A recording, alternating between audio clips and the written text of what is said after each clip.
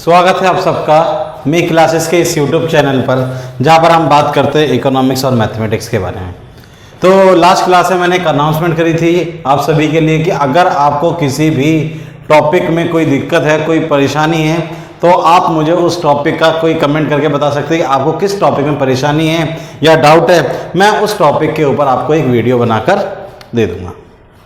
तो हमने last class में बात करी थी मैट्रिक्स चैप्टर के बारे में, और मैट्रिक्स के बारे में हमने बहुत सारी चीज़ें सीख ली थी। हमने टाइप्स ऑफ मैट्रिक्स सीखा था, भाई कितने टाइप के मैट्रिक्स होती है।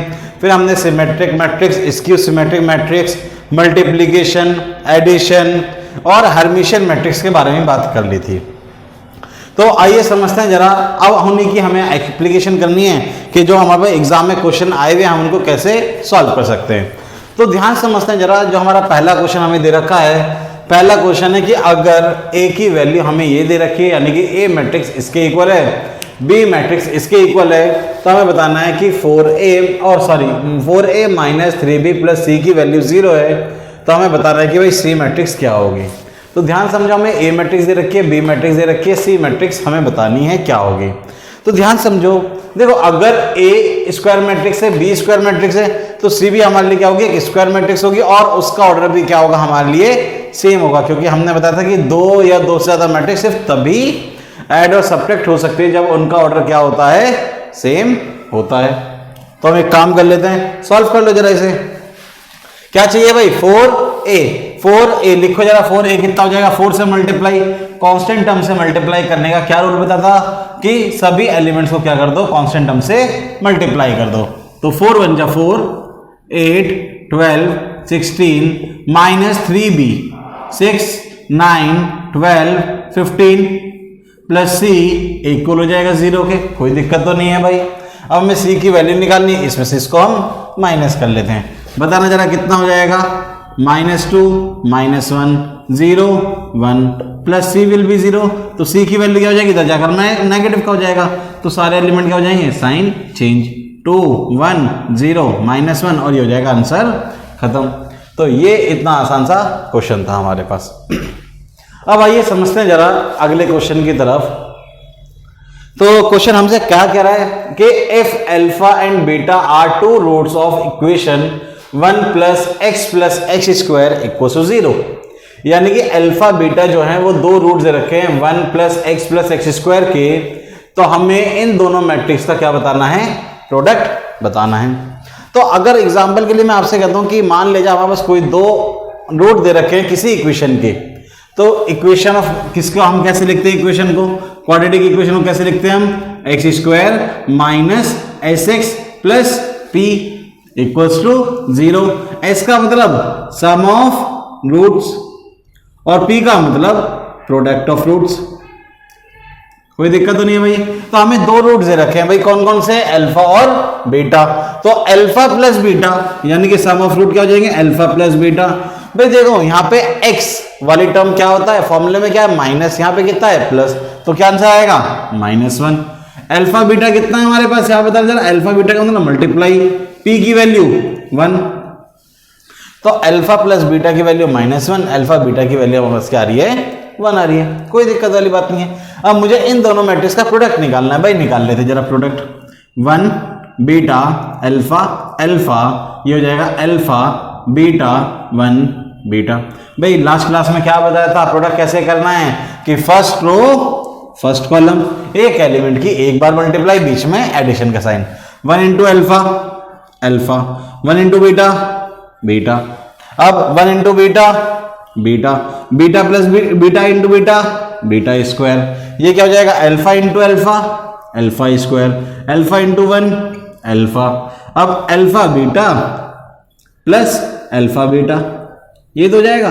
तो ध्यान समझो भाई, अल्फा बीटा की वैल्यू तो है ना मेरे पास, कितनी है भाई अल्फा बीटा की वैल्यू, -1। भाई क्या बीटा प्लस बीटा स्क्वायर की वैल्यू नहीं है, इसकी भी नहीं है, इसे छोड़ देते हैं जरा। अल्फा बीटा की वैल्यू 1 और 1 2, ये तो है। अब देखो क्वेश्चन आकर अटका कहां पर, बीटा प्लस बीटा स्क्वायर और अल्फा प्लस अल्फा स्क्वायर पर। तो मैं आपसे एक काम पूछता हूं, मान लिया जाए मैं आपसे कहता हूं कि 2x square plus 3x plus 5 equal to 0। एक इक्वेशन दे रखी है, कोई भी एग्जांपल के लिए हम मान लेते हैं। मैं कहता हूं कि इसका एक रूट जो है ना, 1 रूट इज 3। 1√3 का मतलब क्या है कि भाई ये जो 3 है ये इसकी इक्वेशन को क्या करेगा, सेटिस्फाई करेगा। जब इसकी इक्वेशन को सेटिस्फाई करेगा यानी कि x की वैल्यू हमारे पास 3 दे रखी है, तो सेम हम यहां पर भी कर लेंगे कि जब मुझे पता है कि अल्फा बीटा इसके रूट्स हैं तो क्या करेगा, इस इक्वेशन को सेटिस्फाई करेगा। तो अगर मैं अल्फा रखता हूं तो 1 प्लस अल्फा स्क्वायर की वैल्यू 0, कोई दिक्कत तो नहीं है। इसी टाइप से 1 प्लस बीटा स्क्वायर की वैल्यू भी 0। बताना जरा, अल्फा प्लस अल्फा स्क्वायर की वैल्यू क्या हो जाएगी, -1। अल्फा प्लस अल्फा स्क्वायर की value -1, beta plus beta square की वैल्यू भी -1। तो क्या इक्वेशन, सॉरी क्या मैट्रिक्स हो जाएगी हमारे पास, हो जाएगी -1 -1 -1 2। क्या आंसर आ जाएगा, -1 -1 और -1 और 2, और ये हो जाएगा हमारे पास क्या, इसका आंसर खत्म।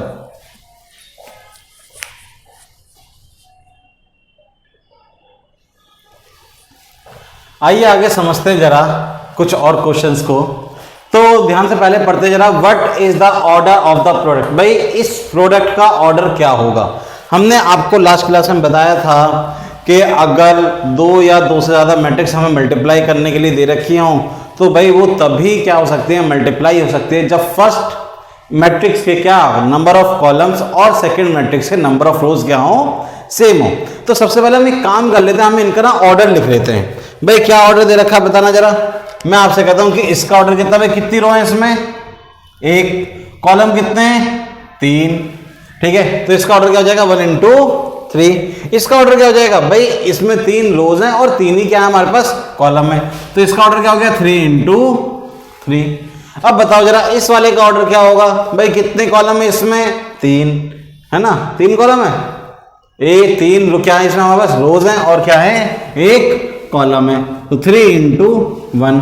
तो हम एक काम कर लेते हैं, हम क्यों ना अब इनकी मल्टीप्लाई कर लें। तो देखो मल्टीप्लाई करते हैं तो क्या निकल कर आएगा, ध्यान समझना कि अगर कोई मैट्रिक्स ए दे रखी है जिसका m into n मुझे क्या दे रखा है, ऑर्डर दे रखा है, और कोई दूसरी मैट्रिक्स है b जिसका ऑर्डर n into p दे रखा है, तो जब मैं a b की मल्टीप्लाई करूंगा तो इसका जो ऑर्डर निकल कर आएगा वो क्या होगा। देखो n और n तो सेम हो गए, तो इसका ऑर्डर क्या निकल कर आएगा, m और p, क्या हो जाएगा m और p। तो इसी टाइप से अगर मैं इनका ऑर्डर निकालना चाहूं तो देखो इन दोनों की मल्टीप्लाई करूंगा तो 3 से 3 हट गया, भाई क्या ऑर्डर बचेगा 1 into 3, यानी कि रिमेनिंग ऑर्डर बच गया 1 into 3। तो 3 से 3 भी कैंसिल आउट हो जाएगा ये, ठीक है। तो रिमेनिंग ऑर्डर क्या बच जाएगा जब मल्टीप्लाई करेंगे तो 1 into 1। तो आंसर क्या हो जाएगा, इसका ऑर्डर क्या होगा हमारे पास 1 into 1 होगा। कोई दिक्कत तो नहीं है भाई, तो इसका ऑर्डर क्या हो जाएगा हमारे पास, हो जाएगा 1 into 1। अब ध्यान समझो, अगर ए बी इक्वल दे रखा है बी ए के, तो हमें बताना है ए प्लस बी का होल स्क्वायर कितना होगा। तो ध्यान समझना, ए प्लस बी का होल स्क्वायर निकालना है तो क्या होता है, ए प्लस बी का होल स्क्वायर ए स्क्वायर है ना, प्लस बी स्क्वायर। लेकिन एक चीज ध्यान रखना, कभी भी ए बी और बी ए आपस में इक्वल नहीं होते जब तक क्वेश्चन ने हमसे ना कहा हो कि ए बी और बी ए क्या हैं, बराबर है। भाई ए बी और बी ए बराबर है तो इसको भी मैं ए बी लिख सकता हूं।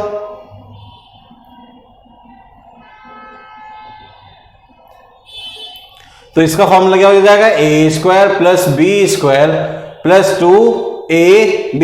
लेकिन सिर्फ ये इसी कंडीशन में होगा जब हमारे पास क्या होगा, ए बी और बी ए इक्वल होंगे। तो एग्जांपल के लिए अगर मैं आपसे एक क्वेश्चन और पूछता हूं छोटा सा,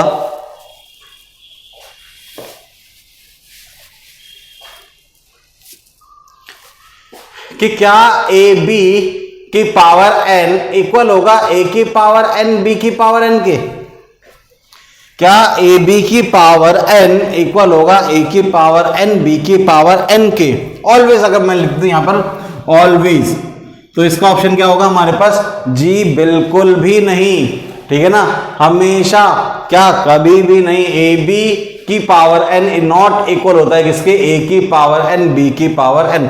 लेकिन अगर क्वेश्चन हमसे ये कह दे कि कंडीशन दे रखी है इफ ए बी इक्वल हो जाए बी ए के, तो क्या तब ये कंडीशन सही है, हाँ जी बिल्कुल कंडीशन क्या है, सही है। लेकिन सिर्फ तभी जब ए बी क्या होगा, इक्वल होगा बी ए के।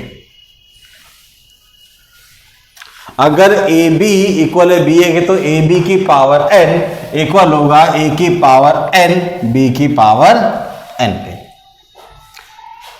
तो चलिए आगे समझते हैं जरा।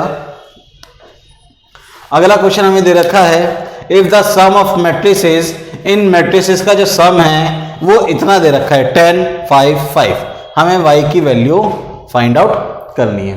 तो देखो हमें सम दे रखा है ना, तो कर लो भाई सम, क्यों नहीं कर सकते हम, x plus Y plus Z.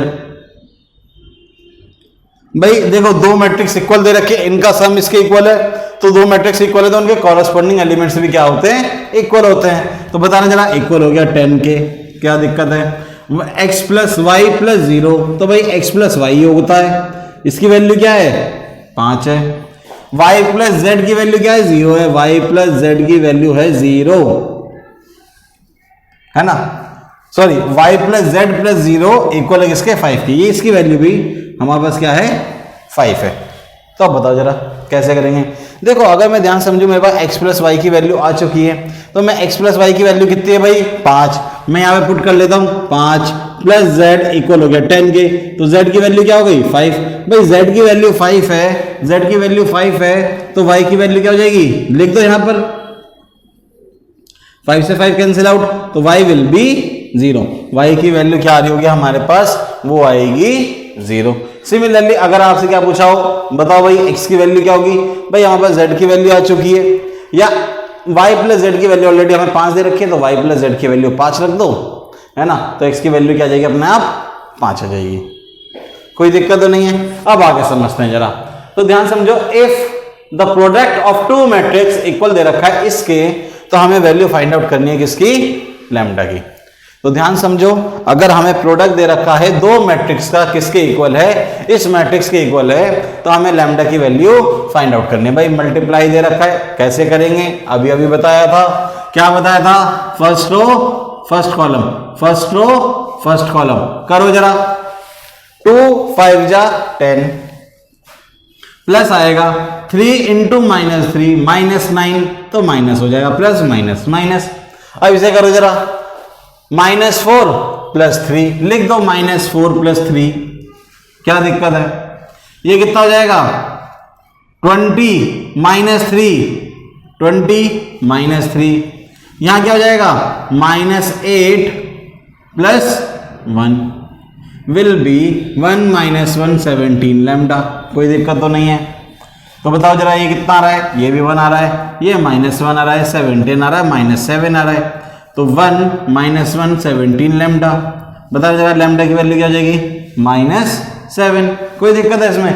एक चीज ध्यान से और समझो कि भाई मुझे वैल्यू किसकी फाइंड आउट करनी थी, मुझे वैल्यू निकालनी थी लैम्डा की, और मुझे पता है कि अगर मैं इनको मल्टीप्लाई, दो मैट्रिक्स इक्वल में दे रखी है, अगर इन दोनों का प्रोडक्ट भी करूंगा अगर मैं, तो डायरेक्ट कर लेते हैं ना, क्यों टेंशन नहीं। हम देखो भाई मुझे पता है कि इक्वल मैट्रिक्स हैं, तो उनसे क्या आएगा 1 17 -1, और यहां पर बचेगा कुछ ना कुछ 1 -1 17 लैम्डा। भाई देखो क्योंकि ये सारी वैल्यू तो मेरे पास सेम ही आएंगी ना, बचेगा क्या, सिर्फ ये वाला एलिमेंट बचेगा। ये वाला एलिमेंट के लिए क्या करो भाई, सेकंड रो सेकंड कॉलम कर लो मल्टीप्लाई, -8 प्लस 1 -7, -7 की वैल्यू क्या हो गई, लैम्डा हो गई, और डायरेक्ट आंसर खत्म।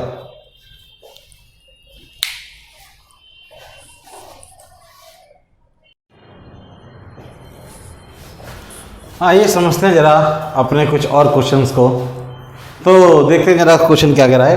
क्वेश्चन कह रहा है इफ ए मैट्रिक्स हमने आपको दे रखी है, और ए मैट्रिक्स कैसी है हमारे पास, सिमेट्रिक मैट्रिक्स है, तो हमें एक्स की वैल्यू क्या करनी है, फाइंड आउट करनी है।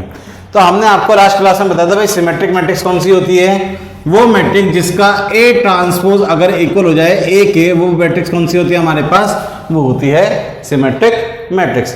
तो हम इसका ट्रांसपोज निकाल सकते हैं क्या, हाँ भाई निकाल सकते हैं। भाई ट्रांसपोज निकालने के लिए क्या बताया था हमने, क्या कर दो, रो और कॉलम को इंटरचेंज कर दो, जो रो है उसको कॉलम बना दो, जो कॉलम है उसको रो बना दो। तो बताओ जरा क्या हो जाएगा, 4x + 2 2x - 3 और x + 1, ये दो होगा, कोई दिक्कत है इसमें। अब मुझे चाहिए क्या भाई, मुझे देखो A ट्रांसपोज इक्वल है ए मैट्रिक्स के, भाई इक्वल है तो कर लो इक्वल, क्या दिक्कत है। अब करना जरा इसको इक्वल, भाई देखो दोनों इक्वल है तो इनके कॉरस्पॉन्डिंग एलिमेंट्स भी क्या होंगे, इक्वल होंगे। तो x + 2 इक्वल हो जाएगा 2x - 3 के, यानी कि 2x - 3 इक्वल हो गया x + 2 के। तो x इधर आकर माइनस हो जाएगा, तो x विल बी 5, तो x की वैल्यू हमारे लिए क्या हो जाएगी, वो हो जाएगी 5। तो x की वैल्यू हमारे पास क्या आ चुकी है, वो आ गई है 5। कोई दिक्कत है? अब आगे समझते हैं जरा, पहले इस वाले क्वेश्चन को समझ लेते हैं जरा। क्वेश्चन हमसे कह रहा है कि x plus Y, A matrix हमने दे रखी है आपको, x plus Y, Y 2x, x minus Y, B matrix भी दे दी, सी मैट्रिक्स भी दे दी, इस तरीके से कि ए बी का जो प्रोडक्ट है वो सी मैट्रिक्स के बराबर है, यानी कि ए बी मैट्रिक्स जो है वो किसके बराबर है, सी मैट्रिक्स के बराबर है। तो हमें ए स्क्वायर की वैल्यू क्या करनी है, फाइंड आउट करनी है। तो सबसे पहले हम एक काम कर लेते हैं, हम ए बी मैट्रिक्स निकाल लेते हैं।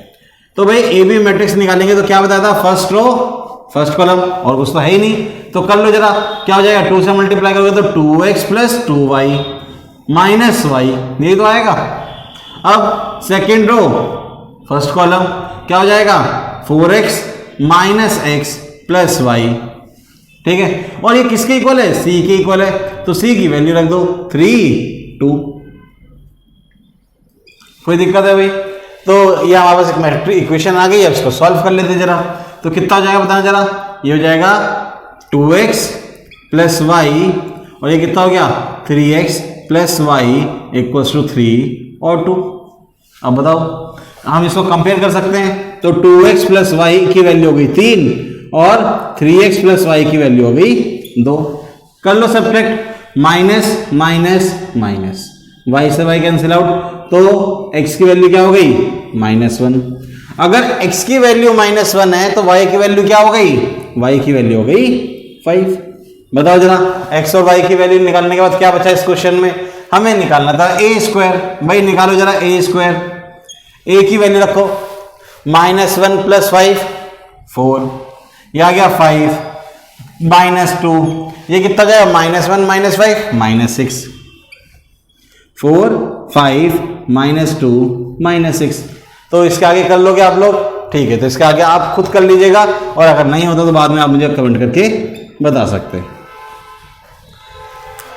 तो आइए समझते हैं जरा अब इस वाले क्वेश्चन को, कि हमें क्या कह रहा है क्वेश्चन। दो मैट्रिक्स हमें आपको दे रखी है a और b, इस तरीके से कि ए बी की वैल्यू a है और बी ए की वैल्यू b है। Then which of the following statement is correct, तो कौन सी स्टेटमेंट हमारे लिए करेक्ट होगी। तीन स्टेटमेंट दे रखी है, ए स्क्वायर इक्वल ए के, बी स्क्वायर बी के, ए बी का होल स्क्वायर ए बी के इक्वल है। तो देखो ध्यान समझते जरा इधर, हमें दे क्या रखा है स्टेटमेंट में, भाई दे रखा है ए बी इक्वल है ए के, कोई दिक्कत तो नहीं है, और बी ए इक्वल है बी के। तो हमें दे क्या रखा है, हमें यहां पे दे रखा है ए स्क्वायर प्रूफ करना, हमें ए के इक्वल है। तो हम एक काम कर लेते हैं, मैं यहां पे ए स्क्वायर लिख लेता हूं, ए स्क्वायर को लिखना चाहूं तो मैं ए इंटू ए लिख सकता हूं, कोई दिक्कत वाली बात नहीं है। भाई ए की वैल्यू मेरे पास क्या दे रखी है, भाई ए की वैल्यू मेरे लिए क्या है, ए बी है, ए की वैल्यू मेरे पास क्या है, ए बी है, भाई रख लो ए बी, क्या दिक्कत है। ए इंटू ए कितना होता है, ए स्क्वायर बी, ए स्क्वायर की वैल्यू क्या थी मेरे पास, ए दे रखी है, भाई ए स्क्वायर की वैल्यू ए, ये हो गया बी, तो ए बी की वैल्यू क्या थी हमारे लिए, ए ही तो थी, तो इक्वल हो गया किसके, ए। तो भाई क्या ए स्क्वायर ए के इक्वल है, हाँ जी बिल्कुल। अगर ये वाली स्टेटमेंट ट्रू है तो ये वाली स्टेटमेंट भी हमारे लिए क्या होगी, ट्रू होगी। अब आ जाते जरा थर्ड वाली स्टेटमेंट पर, हमें क्या दे रखी है, ए बी का होल स्क्वायर। सॉल्व कर लो जरा, ए बी का होल स्क्वायर लिख दो जरा इसे, A B into A B, यही तो होगा, A B into A B. तो मैं इसको लिखना चाहूं तो A B into A into B. भाई बी ए की वैल्यू क्या है मेरे पास, बी तो है, ये हो गया A B into B, B into B कितना होता है भाई, बी स्क्वायर होता है। तो बी स्क्वायर की वैल्यू क्या दे रखी थी हमें, बी, तो देखो ए बी का होल स्क्वायर किसके इक्वल आ गया, ए बी के इक्वल आ गया। तो यानी कि हमारे लिए थर्ड स्टेटमेंट भी क्या है, ट्रू है। तो यहां पे तीनों की तीनों स्टेटमेंट हमारे लिए क्या होंगी, ट्रू होंगी। ठीक,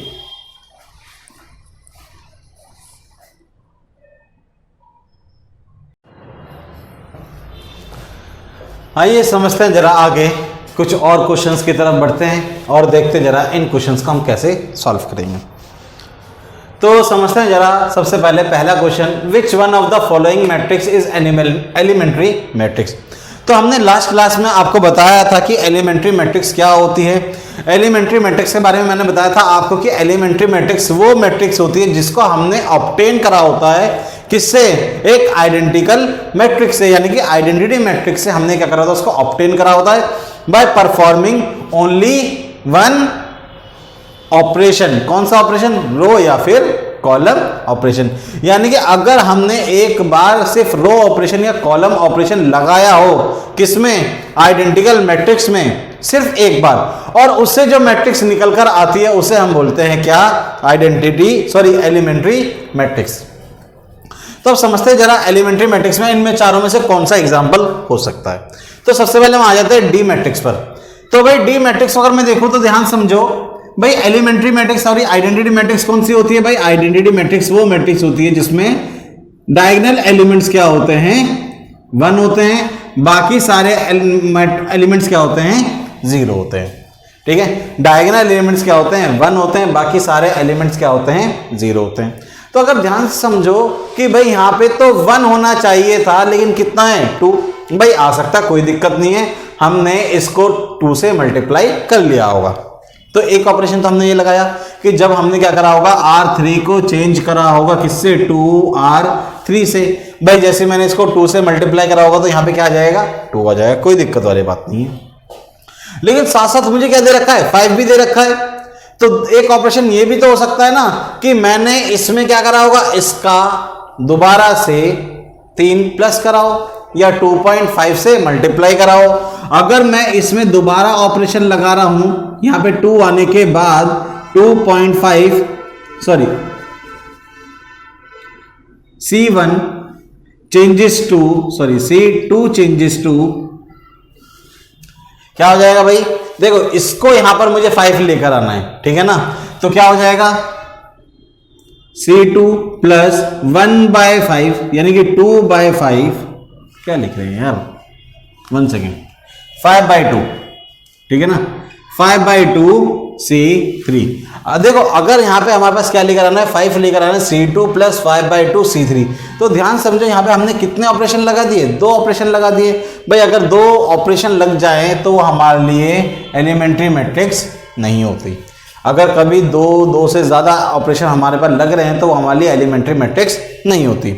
तो अगर देखो इस वाले में समझते हैं, भाई देखो यहां पे होना चाहिए था 1 1 1, लेकिन यहां पर दे रखा है 2 और यहां पर दे रखा है 1, यानी कि हमने यहां पे और भी बहुत सारे ऑपरेशन लगा रखे हैं। तो ये भी हमारे लिए क्या एलिमेंट्री मैट्रिक्स नहीं है। अब आ जाते हैं इस वाले पर। देखो ए ऑप्शन क्या दे रखा है? 1 0 0 0 1 होना चाहिए था, लेकिन है कितना? 0 0 0 1। तो भाई यहां पर तो 1 नहीं है, यानी कि आइडेंटिकल मैट्रिक्स ही नहीं दे रखी है ना। जब ये आइडेंटिकल मैट्रिक्स ही नहीं बन रही हमारे पास तो ये हमारे लिए क्या हो गया? ये एलिमेंट्री मैट्रिक्स भी नहीं होगी। तो ऑप्शन क्या बचा हमारे पास? बी। भाई बी ऑप्शन हमारे लिए क्या बचेगा फिर? सिर्फ एलिमेंट्री मैट्रिक्स का आंसर होगा। तो देखो समझते जरा कैसे। भाई देखो हम यहां पे समझ लेते हैं कि हमें दे रखी है कोई आइडेंटिटी मैट्रिक्स और मुझे ये वाली मैट्रिक्स लेकर आनी है। भाई ये वाली रो कौन सी है? रो 1। तो अगर मैं रो 1 में चेंज कर दूं R1 plus 5 times of R2, ठीक है ना, तो दूसरी मैट्रिक्स क्या हो जाएगी बताना जरा।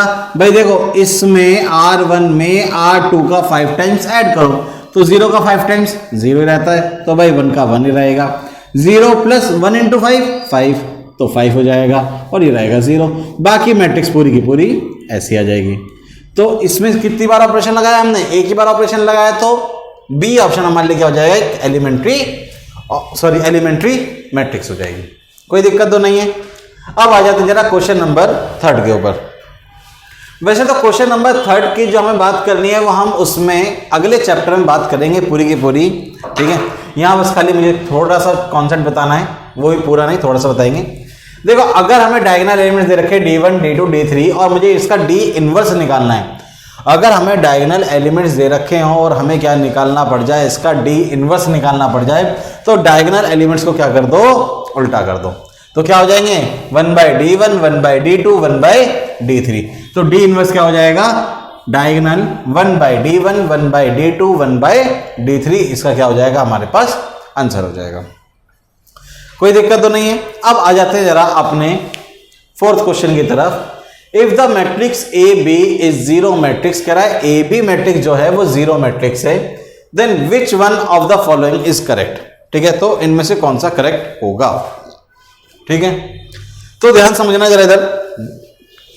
ऐसे क्वेश्चन जब हमारे पास आ जाए तो हम हमेशा उस कंडीशन को देखते हैं जो हमारे लिए नेसेसरी कंडीशन होती है। ठीक है, तो हम इसमें चेक कर लेते हैं कि भाई कौन सी नेसेसरी कंडीशन हमारे पास होगी।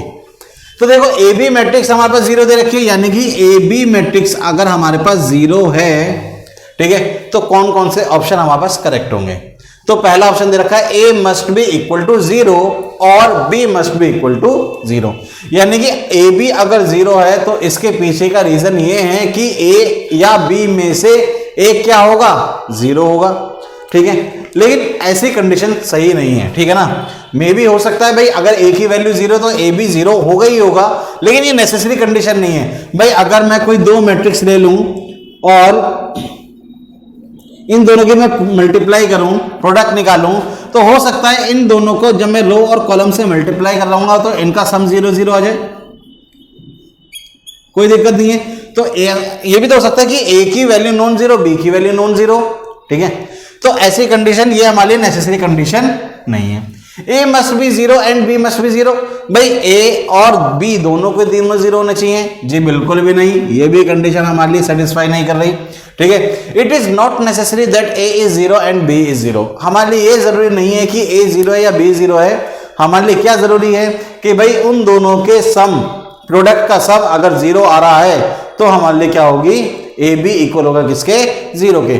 मे बी ए की वैल्यू कुछ हो सकती है और बी की वैल्यू कुछ भी हो सकती है। So option C will be correct. So option C क्या हो जाएगा हमारे पास, करेक्ट हो जाएगा। आइए जरा अब अपने अगले क्वेश्चन की तरफ बढ़ते हैं। तो फिफ्थ क्वेश्चन हमसे कह रहा है कि अगर हमने ए मैट्रिक्स आपको दे रखी है तो हमें फाइंड करना है ए ट्रांसपोज। ठीक है, तो सबसे पहले हम एक काम कर लेते हैं, ए तो हमें दे ही रखा है, हम ए ट्रांसपोज और निकाल लेते हैं। तो ए ट्रांसपोज बताना भाई क्या हो जाएगा, हमने लास्ट क्लास में सीखा था, क्या सीखा था भाई, ट्रांसपोज कि जो रो है उसको कॉलम बना दो, जो कॉलम है उसको रो बना दो। ये हो जाएगा cos alpha minus sine alpha, sine alpha cos alpha. अब क्या करना है, हमें इन दोनों का प्रोडक्ट निकालना है। भाई निकाल लेते हैं प्रोडक्ट, क्या दिक्कत है। ए ट्रांसपोज बताओ जरा क्या हो जाएगा, cos alpha minus sine alpha, sine alpha cos alpha, cos alpha sine alpha minus sine alpha cos alpha.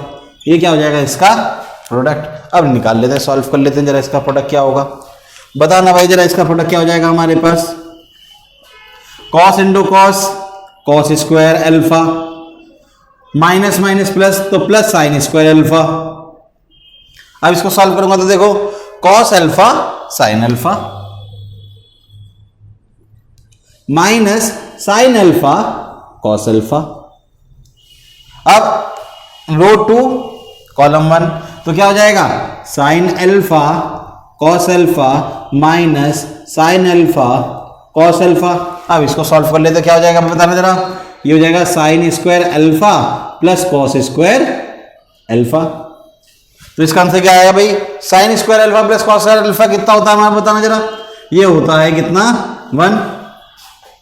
ये दोनों कैंसिल आउट, 0, ये 0 और ये 1, तो ए ट्रांसपोज की वैल्यू क्या हो रही है, 1 0 0 1। और इस मैट्रिक्स को हम क्या बोलते हैं, इसको हम बोलते हैं क्या, आइडेंटिकल मैट्रिक्स। क्या है हमारे लिए, आइडेंटिकल मैट्रिक्स। तो इसका आंसर क्या हो जाएगा हमारे पास, वो जाएगा आइडेंटिटी मैट्रिक्स।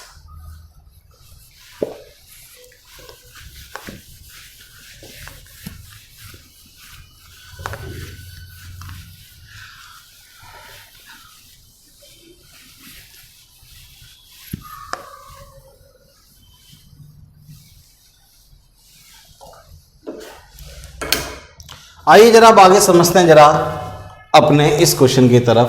तो क्वेश्चन कह रहा है कि द मैट्रिक्स, हमने आपको एक मैट्रिक्स दे रखी है 0 4 प्लस आई 4 माइनस आई और 0। हमें मैट्रिक्स दे रखी है, मैं मान लेता हूं ए मैट्रिक्स मुझे दे रखी है, क्या है भाई, 0 4 प्लस आई 4 माइनस आई 0। ये मैट्रिक्स हमने आपको दे रखी है। हमें बताने की ये मैट्रिक्स सिमेट्रिक मैट्रिक्स है, इसकी सिमेट्रिक मैट्रिक्स है, हार्मिशियन मैट्रिक्स है या फिर इसकी हार्मिशियन मैट्रिक्स है। तो सबसे पहले हम एक काम कर लेते हैं, हम इसका सिमेट्रिक मैट्रिक्स निकाल लेते हैं। भाई सिमेट्रिक मैट्रिक्स क्या होती है, ए ट्रांसपोज इक्वल होना चाहिए किसके, ए के। भाई ए ट्रांसपोज निकालो, 0 4 प्लस आई 4 माइनस आई 0। ये तो बड़ा था कि अगर क्या ए ट्रांसपोज अगर इक्वल होगा ए के तो सिमेट्रिक मैट्रिक्स होगी। क्या ए ट्रांसपोज इक्वल आ रहा है ए के? भाई ऐसा तो नहीं लग रहा हमें कि दोनों इक्वल हैं, बिल्कुल भी नहीं है। तो ये सिमेट्रिक मैट्रिक्स तो नहीं है। इसकी सिमेट्रिक मैट्रिक्स हमने क्या पढ़ी थी कि भाई ए ट्रांसपोज इक्वल होना चाहिए माइनस ए के। भाई एक काम कर लेते हैं, हम यहां से माइनस ए कॉमन निकाल लेते हैं। माइनस कॉमन निकाल लूंगा तो क्या हो जाएगा बताना जरा। ए ट्रांसपोज अगर मैं यहां से माइनस कॉमन निकालता हूं 0 आई माइनस 4 माइनस आई माइनस 4 और 0। क्या अब ये दोनों मैट्रिक्स सेम हो गई? नहीं, बिल्कुल भी नहीं। तो ये हमारे लिए स्क्यू सिमेट्रिक मैट्रिक्स भी नहीं है। तो बचा क्या हमारे पास? भाई हमारे पास बचा है अब क्या, हार्मिशियन और स्क्यू हार्मिशियन मैट्रिक्स। ठीक है, तो हार्मिशियन मैट्रिक्स क्या बताई थी मैंने तुम्हें कि भाई अगर ए कॉन्जुगेट का ट्रांसपोज इक्वल हो जाए किसके, ए के, तो क्या होती है, हार्मिशियन मैट्रिक्स होती है। तो एक काम कर लेते हैं, हम इसका कॉन्जुगेट भी निकाल लेते हैं। ठीक है ना, ए ट्रांसपोज का कॉन्जुगेट का हो या कॉन्जुगेट का ट्रांसपोज का हो, बात एक ही है। भाई कितना हो जाएगा, 0 4 प्लस आई 4 माइनस आई और 0। ठीक है, कोई दिक्कत तो नहीं है। तो ये हमारे पास क्या आ रहा है, इसका आंसर बिल्कुल करेक्ट आ रहा है। तो ये हमारे लिए क्या हो जाएगी, हार्मिशियन मैट्रिक्स हो जाएगी। एक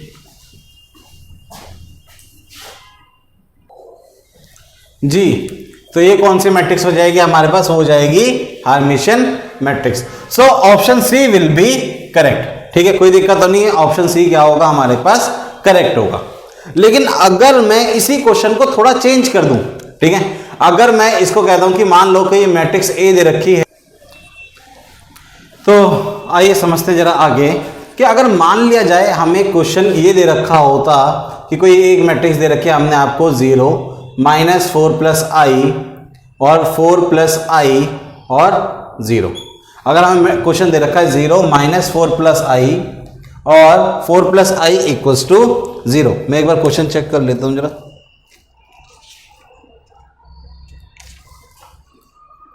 minus 4 plus I equals to 0। ठीक है, तो अगर ये क्वेश्चन दे रखा है तो हम अगर इसको सॉल्व करें तो भाई क्या ऑप्शन आएगा, देखो सिमेट्रिक और इसकी सिमेट्रिक मैट्रिक्स तो है नहीं हमारे पास, हम हार्मिशियन चेक कर लेते हैं। तो सबसे पहले मैं एक काम कर लेता हूं, मैं ए ट्रांसपोज निकालता हूं। भाई ए ट्रांसपोज करूंगा तो 0 माइनस 4 प्लस आई और 0। तो अब मैं इसका ट्रांसपोज करता हूं, सॉरी कॉन्जुगेट। एक ट्रांसपोज का कॉन्जुगेट कितना आएगा बताना जरा, 0 4 माइनस आई, ये कितना हो जाएगा बताना जरा, माइनस 4 माइनस आई 0। ये तो होगा। अगर मैं यहां से माइनस कॉमन निकालूं तो ए ट्रांसपोज का कॉन्जुगेट इक्वल हो रहा है किसके, माइनस कॉमन निकाला 0 माइनस 4 प्लस आई, ये कितना हो गया 4 प्लस आई और 0। तो देखो ए ट्रांसपोज का कॉन्जुगेट किसके इक्वल आया, माइनस ए के। तो अगर ए ट्रांसपोज का कॉन्जुगेट किसके इक्वल आ जाए, माइनस ए के इक्वल आ जाए, तो वो मैट्रिक्स हमारे लिए क्या होती है, स्क्यू हार्मिशियन मैट्रिक्स होती है। तो वो मैट्रिक्स कौन सी होती है हमारे पास, होती है स्क्यू हार्मिशियन मैट्रिक्स होती है।